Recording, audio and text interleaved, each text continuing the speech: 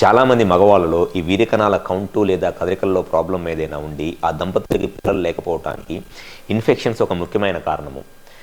Infections వల్ల testis లోపల ఉండే జర్మ్ సెల్స్ డ్యామేజ్ అయిపోయి ఆ జర్మ్ సెల్స్ నుంచి వచ్చే స్పర్మ్స్ అనేది తగ్గిపోవటం వల్ల కౌంట్ తగ్గిపోయింది.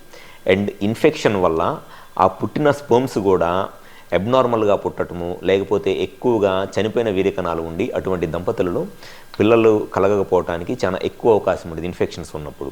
సో కామన్గా ఈ మగవాళ్ళ సైడ్ నుంచి ఈ టెస్టిస్లో కానీ లేకపోతే సెమినల్ వెసికిల్స్ లేదా ప్రోస్టేట్ ఈ 3 ప్లేసెస్లో ఎక్కడ ఇన్ఫెక్షన్ ఉన్నా ఆ ఇన్ఫెక్షన్ అనేది స్పర్మ్కి స్ప్రెడ్ అయ్యి ఈ స్పర్మ్ కౌంట్ అంటే వీర్యకణాల కౌంట్ తగ్గిపోవడము, కదలికలు తగ్గిపోవడం అనేది జరిగింది. సో కామన్గా ఇన్ఫెక్షన్స్ ఉండే ప్లేసెస్ ఏముంటాయి అని అంటే, ఒకటి టెస్టిస్ అండ్ ఎపిడైడిమిస్. అంటే టెస్టిస్ దానిపైన చిన్న క్యాప్ లాగా ఉంటుంది, ఎపిడైడిమిస్ అంటారు. అది కామన్గా ఇన్ఫెక్షన్ ఉండటానికి ఒక సోర్స్ అనమాట.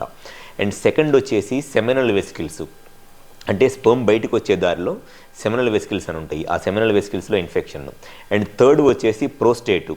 సో ఈ 3 ప్లేసెస్లో ఎక్కడ ఇన్ఫెక్షన్ ఉన్నా దానివల్ల ఈ స్పర్మ్ కౌంటు కదలికలు తగ్గిపోతాయి. అయితే ఈ ఇన్ఫెక్షన్స్ రావడానికి గల కారణాలు ఏమిటి? మగవాళ్ళలో టెస్టిస్లో కానీ సెమినల్ వెసికిల్స్లో కానీ ప్రోస్టేట్లో కానీ ఇన్ఫెక్షన్స్ రావడానికి కారణం ఏమిటి? ఫస్ట్ రీజన్ వచ్చేసి ఎక్కువ మందితో అన్ప్రొటెక్టెడ్ ఇంటర్ కోర్సు, ఎవరైతే మల్టిపుల్ సెక్షువల్ పార్ట్నర్స్తో ఎక్కువ మందితో సెక్స్లో కలుస్తారో అటువంటి వాళ్ళలో ఈ టెస్టిస్లో కానీ సెమినల్ వెసికిల్స్లో కానీ ప్రోస్టేట్లో కానీ ఇన్ఫెక్షన్స్ ఉండటానికి చాలా ఎక్కువ అవకాశం ఉంటుంది. అది ఫస్ట్ రీజన్.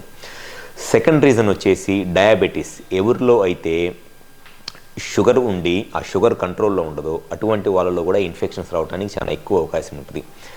థర్డ్ రీజన్ వచ్చేసి చాలామందిలో యూరినరీ ఇన్ఫెక్షన్స్ ఉంటాయి. అంటే ఈ యూరిన్ వచ్చే ట్రాక్లో కానీ యూరినరీ బ్లాడర్లో కానీ ఇన్ఫెక్షన్స్ ఉంటే ఆ యూరినరీ బ్లాడర్కి సంబంధించిన ఇన్ఫెక్షన్స్ స్లోగా ప్రోస్టేట్కి, సెమినల్ వెసికిల్స్కి, టెస్టిస్కి స్ప్రెడ్ అయ్యి దానివల్ల కూడా ఈ స్పర్మ్ కౌంట్ తగ్గిపోయింది.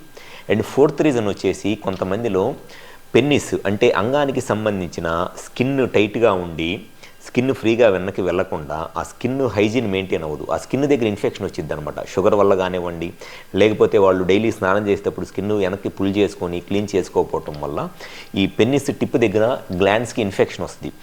ఈ గ్లాండ్స్ దగ్గర వచ్చిన ఇన్ఫెక్షన్ కూడా స్లోగా అది స్పర్మ్కి అంటే టెస్టిస్కి కానీ ఎపిడైడిమిస్కి కానీ లేకపోతే సెమినల్ వెసికిల్స్కి కానీ స్ప్రెడ్ అయ్యి దానివల్ల ఈ స్పర్మ్ కౌంట్ తగ్గిపోవటము లేదా కదలికలు తగ్గిపోవటము, డెడ్ స్పర్మ్స్ ఎక్కువ ఉండటం లాంటి ప్రాబ్లమ్స్ అనేది వస్తుంది.